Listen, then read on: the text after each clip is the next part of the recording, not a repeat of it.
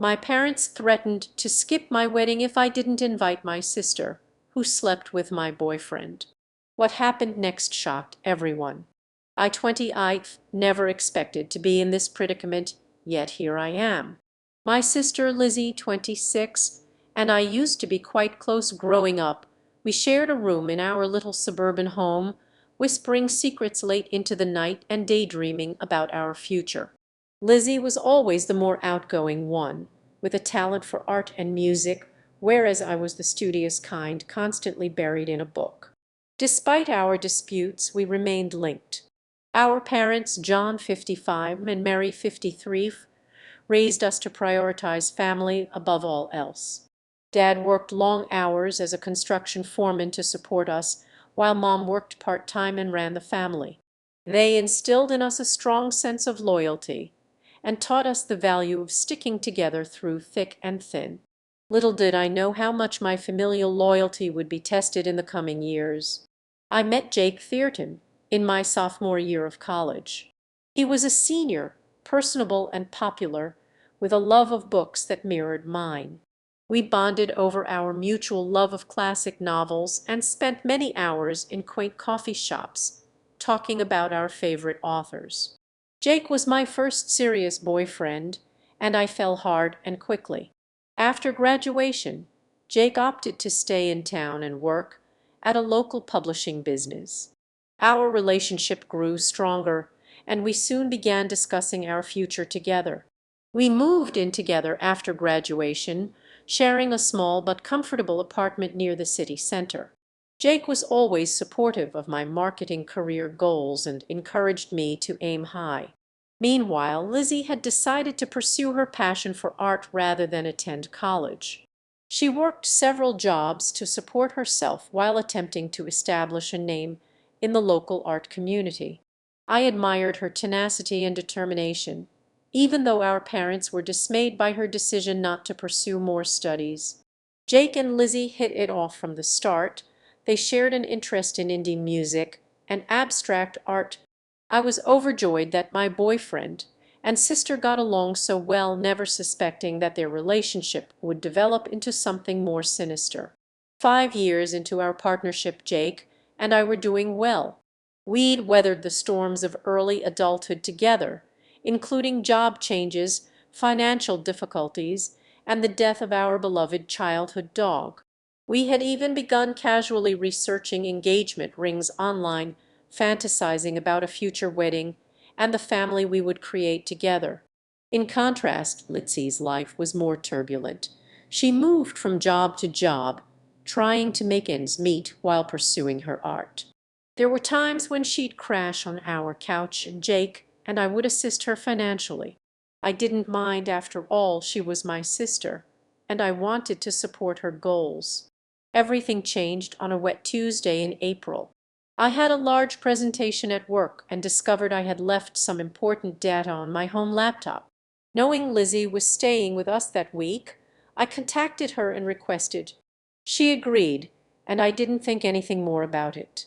Hours later, after completing my presentation, I opened my inbox to locate the files from Lizzie, but there was something else, an email thread that Lizzie had mistakenly left open when she gave the files. My heart stopped as I read the letters between her and Jake, which contained intimate information and arrangements for their secret rendezvous. I felt as if the ground had vanished beneath me. I left work early, my thoughts reeling, and confronted Jake in our apartment.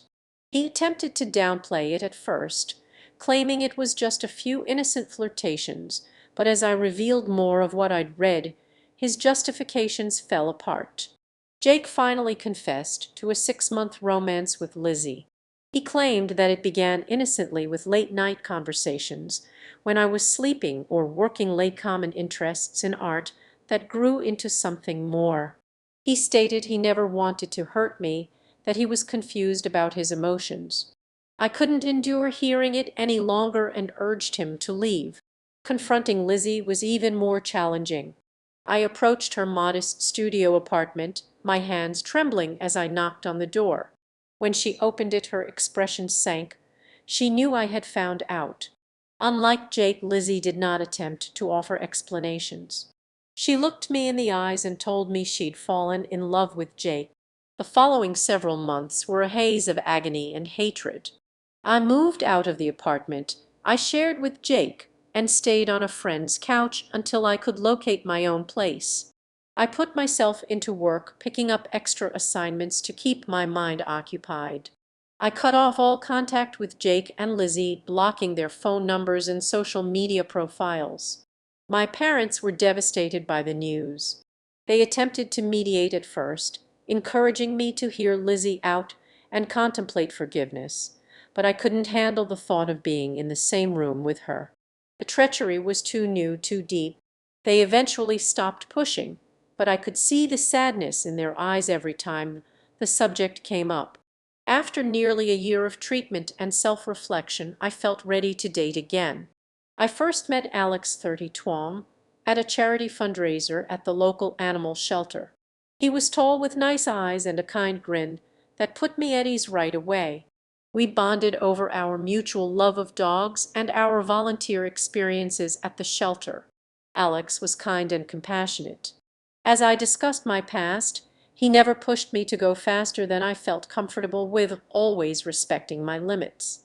Slowly but gradually, I found myself falling in love again, this time with a man who genuinely liked and admired me.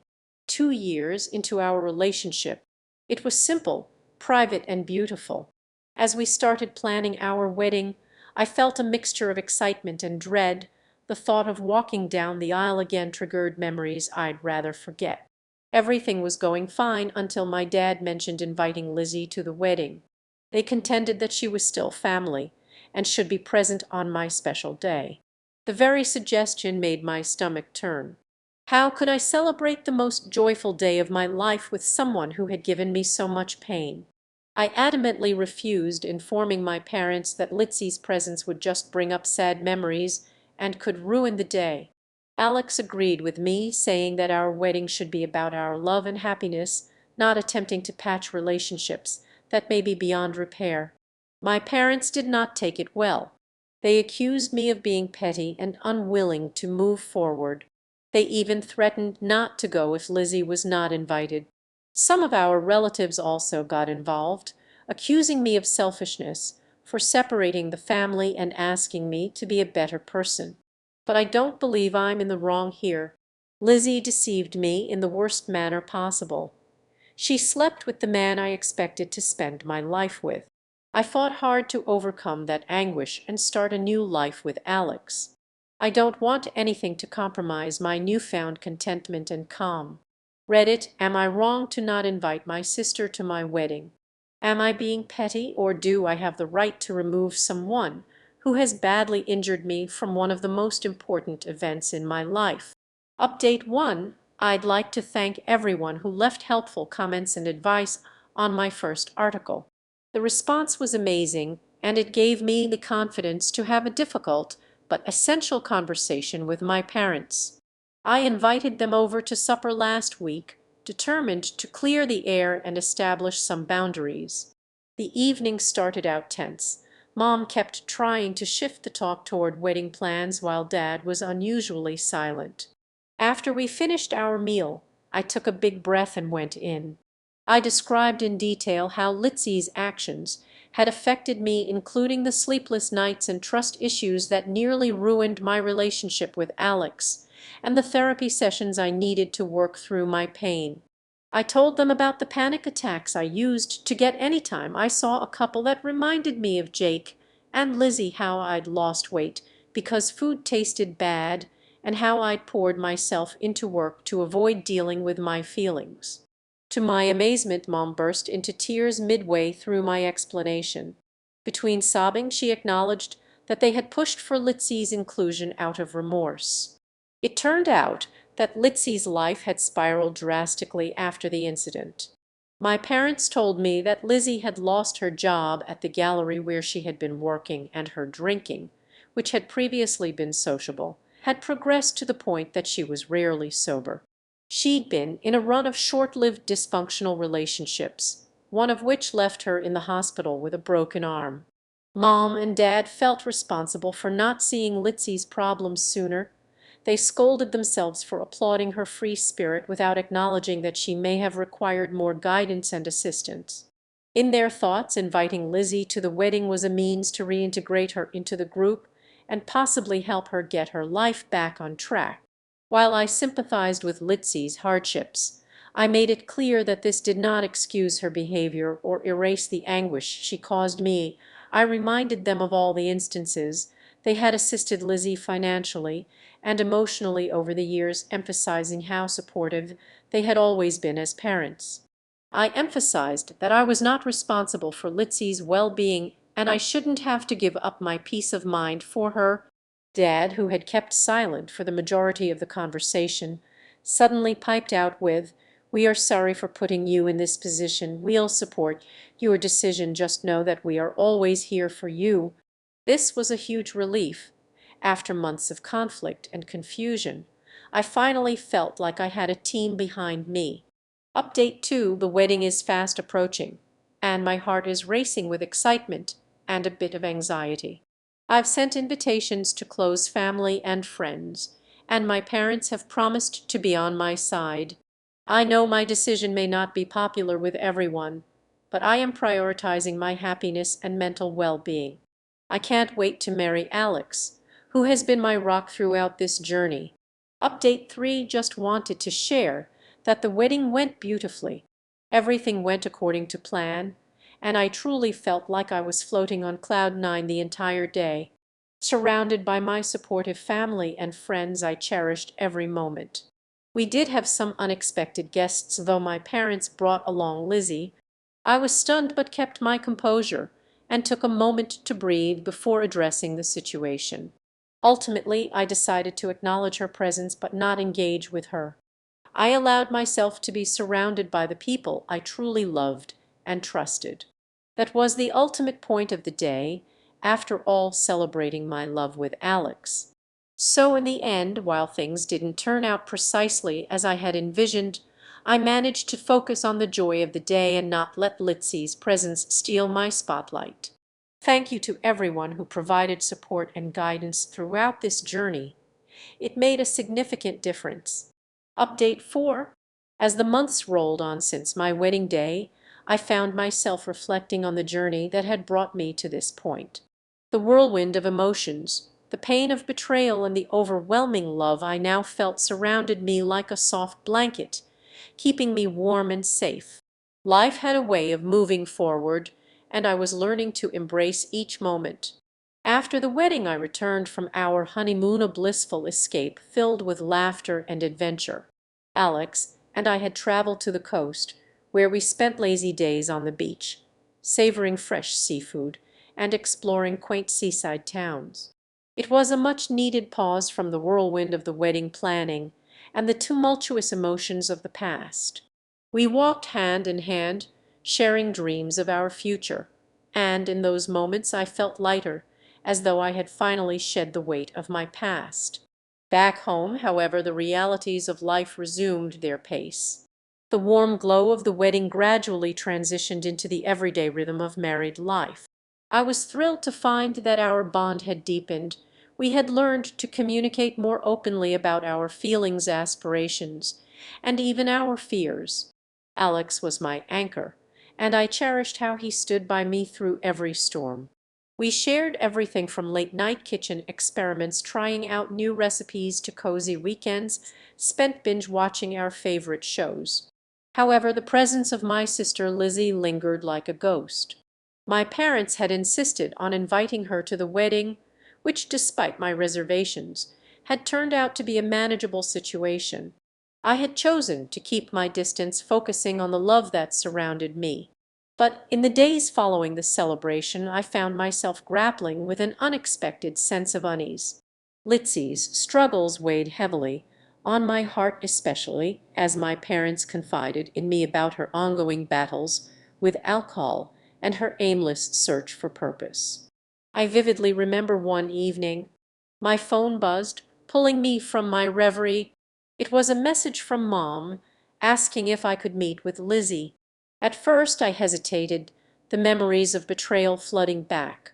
But I knew I had to address the situation, If not for Lizzie, then for my own peace of mind. The next week I met Lizzie at a coffee shop we used to frequent. The familiar atmosphere brought back memories of laughter and late-night talks, but the air was heavy with unspoken words. She arrived looking different, tired, with dark circles under her eyes and an aura of defeat. We exchanged awkward pleasantries, but the tension was palpable. "Thanks for meeting me," she said, her voice barely above a whisper. "I know things have been rough between us." I nodded, unsure of how to respond. I wanted to scream to remind her of the hurt she had caused, but I also felt a flicker of empathy. We had shared so much as sisters, and I couldn't ignore the fact that she was still struggling. "I've been in a dark place. I messed everything up, and I don't know how to fix it. I feel lost without you, and I hate what I did to you." Her words struck a chord within me. Despite the anger and betrayal, I could see the genuine remorse in her eyes. It was difficult to reconcile the sister I had loved with the person, but as I looked at her, I realized that this was an opportunity not just for her, but for me as well. "I'm willing to listen," I finally said, my voice steady. "But it will take time, Lizzie. Trust isn't something that can be rebuilt overnight." Her face brightened with a flicker of hope, and we spent hours talking. She opened up about her struggles, her feelings of inadequacy, and how she had lost her way after the betrayal. It wasn't easy, and there were moments when the anger bubbled up inside me, but I chose to focus on healing. In the weeks that followed, we gradually began to rebuild our relationship. I won't say it was seamless. There were times when old wounds would resurface, and we'd find ourselves in uncomfortable silence. But we learned to navigate those moments, taking baby steps toward understanding and forgiveness. Lizzie began attending support meetings, working on herself in ways I had never thought possible. Through it all, Alex remained my pillar of strength. He encouraged me to set boundaries, reminding me that my healing came first. I shared my struggles with him, and he listened without judgment, always offering his unwavering support. It was a testament to the foundation we had built together, a partnership that thrived on love and honesty. As the seasons changed, I found myself more at peace with the past. I began to redefine what family meant to me. I learned that forgiveness didn't equate to forgetting, but it was a step toward healing. It was okay to have boundaries, and it was okay to protect my happiness. I also found solace in new experiences. Alex and I started volunteering together at the animal shelter, channeling our love for animals into meaningful work. We fostered puppies and kittens, watching them grow and thrive in our care. It became a beautiful distraction, and we both found joy in nurturing these innocent lives. Each wagging tail and playful purr reminded us of the simple joys life had to offer. Eventually, I discovered my passion for writing again. I began documenting our experiences, both the struggles and triumphs, in a blog that quickly gained traction. It became a therapeutic outlet for me, allowing me to share my story while connecting with others who had faced similar challenges. The response was overwhelming. Readers reached out with their own stories, sharing how they had navigated betrayal and loss. I realized that my journey could inspire others, and it fueled my determination to continue growing.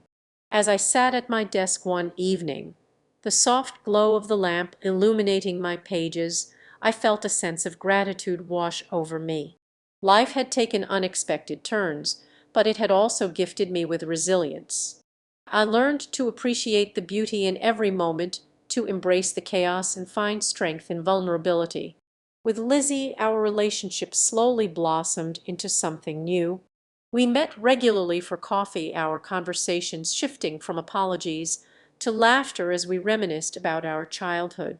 It wasn't perfect, but it was progress. I found joy in watching her grow, and I realized that healing often came in the most unexpected ways. Looking back on the tumultuous journey, I understood that life was a series of chapters, some painful, others joyous. I had weathered the storm, and I was learning to dance in the rain. My love for Alex had anchored me, my family was beginning to heal, and my sister and I were forging a new path forward. As I closed my laptop one evening ready to embark on yet another adventure with Alex, I felt hopeful. The future was unwritten, and I was eager to embrace it one step at a time. Final update. As the months turned into a year since I first began rebuilding my relationship with Lizzie, I stood on the precipice of a new chapter in my life. The lessons I had learned about love, forgiveness, and resilience had transformed not just my relationship with my sister, but also how I viewed myself. Lizzie had come a long way. With each passing day, I saw glimmers of the sister I had once known. She had committed herself to a recovery program and was working at a local community center, helping others who faced similar battles. Our coffee dates had become a ritual filled with laughter, support, and even moments of vulnerability. We often reminisced about our childhood, sharing stories that brought back the warmth of sisterhood, and I marveled at how far we had come. It felt surreal to see her thriving, and I couldn't help but feel proud of her. Alex and I continued to nurture our bond, and he had become my greatest ally. We spent weekends exploring new hiking trails and trying out new recipes in our kitchen, turning cooking into a fun and creative outlet. Our home was filled with the warmth of laughter and the occasional mishap, like the time we accidentally set off the smoke alarm while trying to make homemade pizza. But those moments only brought us closer, and I cherished the simplicity of our life together. One afternoon, as we prepared for a small gathering with friends to celebrate our 1-year wedding anniversary, I found myself lost in thought. I reflected on the journey we had undertaken, not just the challenges, but the immense growth that had come from them. I had learned to embrace my vulnerability, to trust again, and to open my heart to the possibility of healing. As our friends arrived, the atmosphere buzzed with joy and excitement.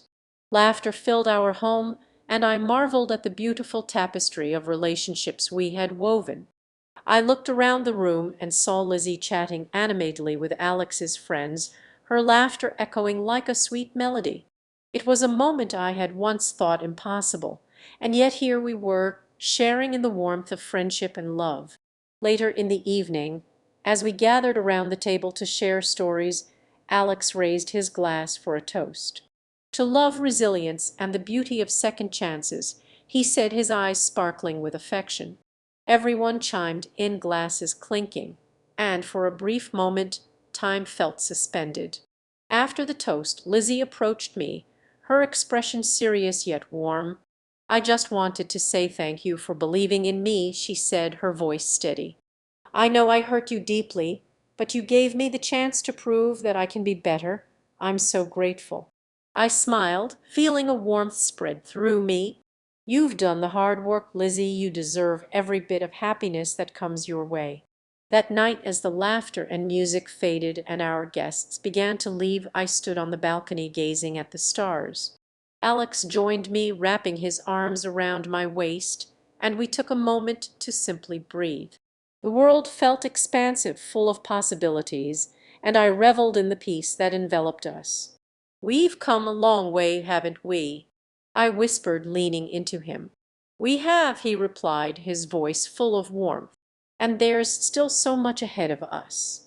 In that moment, I understood that life. I had learned that forgiveness wasn't a destination, but a journey, one that I would continue to walk hand in hand with my sister and my husband. As I stood there, wrapped in the warmth of their love and support, I felt a sense of closure wash over me. The pain of the past had not disappeared entirely, but it had transformed into something beautiful, a reminder of my strength. With a heart full of hope, I turned my gaze back to the horizon, ready to embrace whatever came next. The sun was setting on one chapter of my life. I took a deep breath, ready to step into the future, knowing that it would be filled with love, growth,